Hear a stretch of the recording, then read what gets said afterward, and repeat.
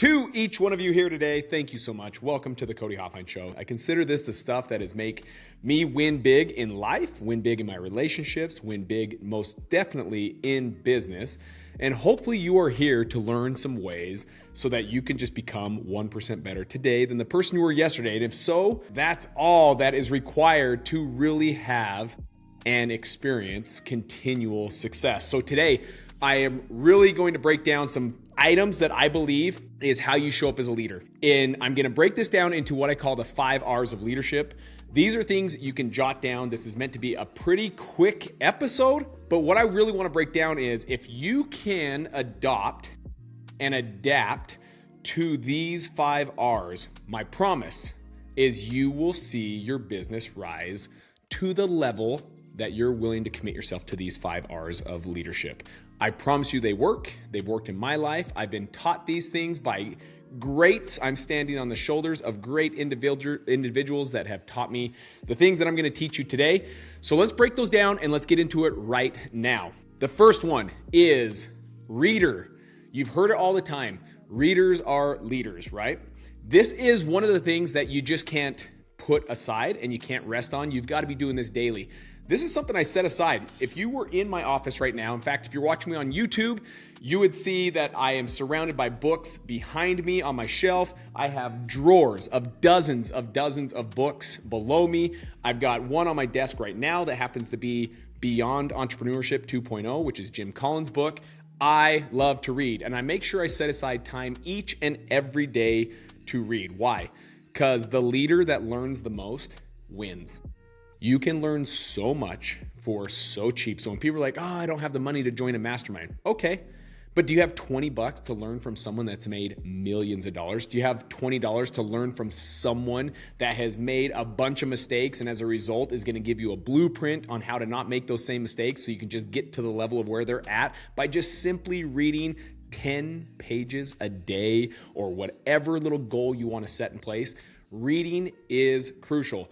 It is said that Warren Buffett can read up to 500 pages in a day. What does that mean? He's probably spending more time reading and learning than he actually is working. Now, you might think, because he has so money, he's able to do that. No, he's able to work on less hours because he's applying the knowledge that's more important than the actual work hours he's doing during the day. Sorry, I keep coughing. So what I will tell you is to be able to win at a high level, remember, the leader that learns the most wins. You're able to bring more value to the marketplace when you read. There's so many great gold nuggets, so many great secrets that you learn from just simply reading. Don't read the love novels. Don't read the fiction. I'm talking about people that are in the trenches, in the area that you want to get better at. Find those great books. It is the cheapest way to learn. The first R, readers. They're readers. The next R of leadership is rejector. What do I mean by that? Let's go back to Warren Buffett. Warren Buffett, he says, for every 100 opportunities that slide across my desk, I say no to 99 of them. Meaning you've got to learn to say no to more so that you can say yes to less. Said another way, good, better, best, right? There's always going to be good and better. In fact, probably 99% of the opportunities that come our way, maybe they're not bad things. Maybe they're not going to lead us to do bad choices or have bad outcomes, but are they really the best choices that we could be saying yes to? Because we only have so much time in the day. We can't use all of our yeses on everything that comes across our plate. So get really crystal clear. Gain clarity around what you need to do each and every day to just simply say yes to the things that are going to move the needle in the direction that you really want to go. That's going to require you sitting down, mapping out what you want out of your life. What do you really want? What is the lifestyle you want to maintain so that you can ask the question maybe this way? When I say yes to this opportunity, does it support my lifestyle or does it not support my lifestyle? But if you don't know what you want your lifestyle to be, how many hours a day you work, or how much you want to be able to charge people per hour for your time, then you might just keep saying yes to all these things that are $20 an hour stuff. You might keep saying yes to these things that just keep adding more hours to how much time you're going to work each and every day, all for the excuse of it's an opportunity and I need to say yes to opportunities. I agree, but you need to say yes to only the best opportunities and say no to just the good and the better opportunities. And hold a yes only if it supports your lifestyle and it really is the best opportunity for you to be acting upon at this time. So we all want world class, but very few are willing to do what world class requires. You got to be so focused and not scrambling around doing every single opportunity out there. Get really dialed in. Be a rejecter of all of the opportunities. As a natural entrepreneur that's going to come your way, you've got to get really good at saying no to many of the opportunities that are going to cross your plate. Why? Because that shiny object syndrome, SOS, shiny objects is what keeps many entrepreneurs broke. Learn to say no. Number 3, they are reinforcers. This is another form of leadership. They are reinforcers. Now, what are we reinforcing as a leader? We're reinforcing the gifts, the talents of our team members, of our family members, our spouse or significant other, our children. And you're a reinforcer of it, pointing out all the good traits and all the different characteristics that are helping you win and helping them win. Be someone that reinforces that establishes that they do have great gifts, they do have great talents.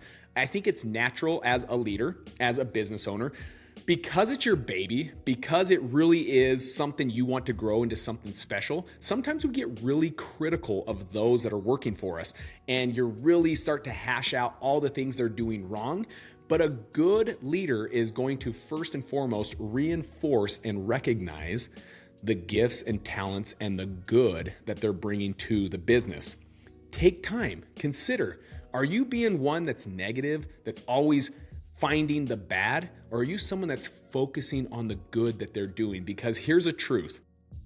People change when they feel good. Our goal as a leader is to help our team members feel good. Why?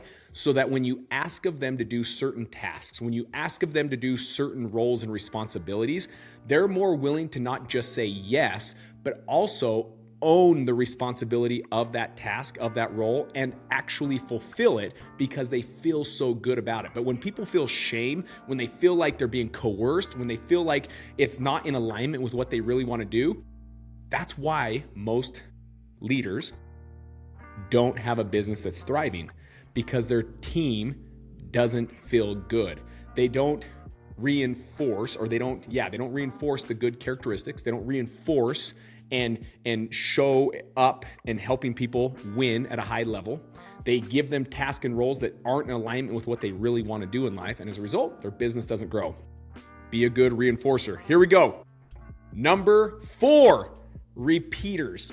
Yep, you heard me right. Be a good repeater. Success is a mastery of consistency around the fundamentals. I want you to think of one of my favorite stories, Kobe Bryant.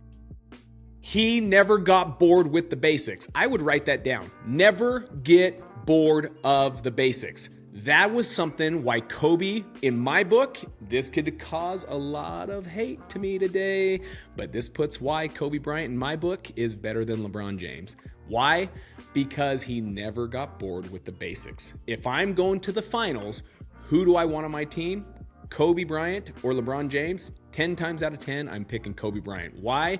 Because he doesn't get bored with the basics. He's always studying, always improving. This guy would wake up and his first gym session or being on the court started at 4 a.m. Most other NBA players are just coming in from the night before, from partying all night. They're just coming in at that time. Kobe, he's in the gym, putting in the reps around the fundamentals, around the basics. He's in there multiple times, just dribbling, taking footwork, doing steps that people be like, wait, what is this guy doing? He's making sure he remembers the basics. He's making sure he remembers the fundamentals. So be a repeater of those fundamentals around those basics, right? Elite performers are monastic on their habits. I love this word monastic. Here's why. Because it's tied to like what monks do. And what I mean by monastic, The elite performers, it's almost like something sacred, their process that they do. Their mornings are not just wake up and it's like mundane. No, they wake up and they're like, oh my gosh, this is sacred time for me. This is sacred time for me this morning to become someone better, to get dialed in, to find ways to contribute and have impact in life versus just letting the day happen, or versus just seeing each and everything as a check mark, checkbox, or something that you have to do. No, you guys, be monastic about what you do. Be a repeater because it's so sacred. Who you're becoming feels so good. And because of your becoming of someone better, you're also having this massive impact on the world around you. There's a quote out there by Robin Sharma I absolutely love. I'm going to read it. It says, small daily, seemingly insignificant improvements when done consistently over time lead to stunning results. Let me say that again. Small daily, seemingly insignificant improvements when done consistently over time lead to stunning results. Yes, it's going to get messy in the middle. Yes, it's going to be hard. But if you will just stay consistent at doing these things and be a repeater of all the good, you're going to have a stunning result. Number 5 is a rejoicer. Be a rejoicer. What does that look like? Let me give you a real-time example. Here I am over 15 years in entrepreneurship. And in doing so, I still face challenges, struggles in business, in life.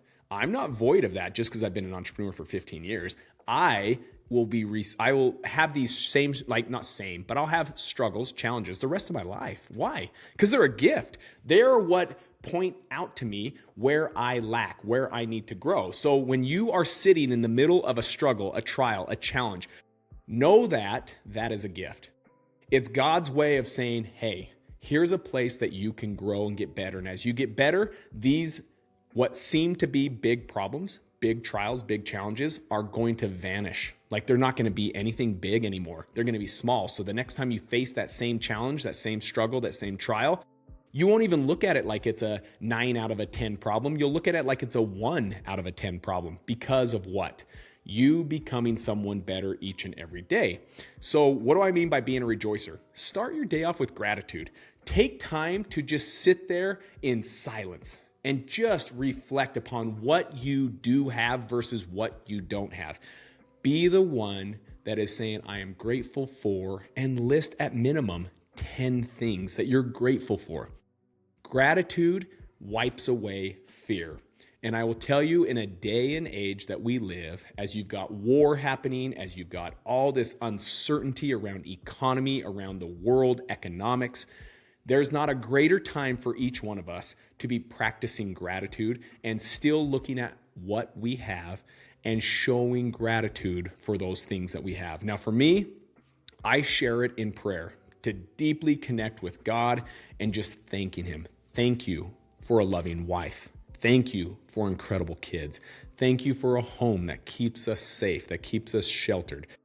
I could go on and on and on because I've trained my brain to be grateful. Now, what is the result of a rejoicer that's always showing gratitude? Is you start to find the good all around you. When you wake up and you're pessimistic and you have a scarcity mindset versus an abundant mindset, you are training your brain to only recognize and see the things that are going wrong, the things that are bad in life. They say the trades out there that have a hard time finding good are doctors, attorneys, law enforcement, because they're trained every day to go find the bad. A doctor goes to find cancer, things that are bad that are going to eat your body away. The police are there to enforce law from those that are breaking it, and they find the bad. They're able to see all the bad that's happening. An attorney goes without saying, they're there to find the bad. That's why there's a lawsuit. And so in that, typically when you see those individuals, you'll see that naturally they are pessimists. Not all of them. I know some great doctors that are incredible people. I love them. They're dear friends of mine, and they are not pessimists. They are very optimistic and very amazing people.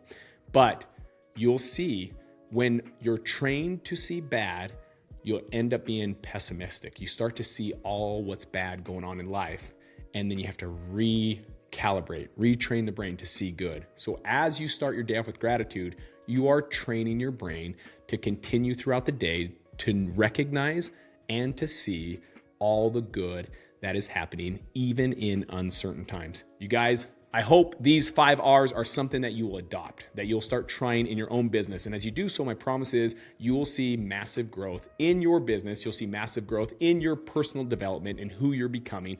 And they are: be a reader, be a rejecter, be a reinforcer, be a repeater, and be a rejoicer. Take care, and I'll see you on the next episode.